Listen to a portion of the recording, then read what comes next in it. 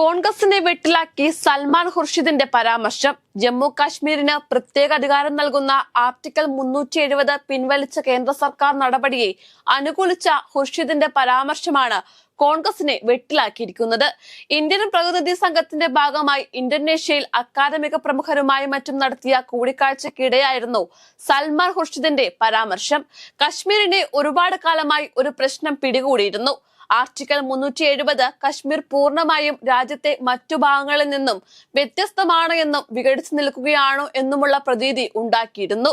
വകുപ്പ് പിൻവലിച്ചതോടെ അത് ഇല്ലാതായി എന്നും പ്രദേശത്ത് വിഘടനവാദം ഇല്ലാതായി എന്നും സൽമാൻ ഖുർഷിദ് പറഞ്ഞു.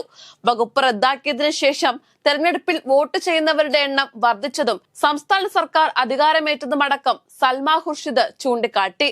തുടർന്ന് പ്രദേശത്ത് ഇപ്പോൾ അഭിവൃദ്ധി ഉണ്ടായെന്നും ഈ അന്തരീക്ഷത്തെ ഇല്ലാതെയാക്കാൻ ശ്രമിക്കുന്നവർ ആ അഭിവൃദ്ധിയെ ഇല്ലാതാക്കാൻ ശ്രമിക്കുന്നുവെന്നും ഖുർഷിദ് പറഞ്ഞു.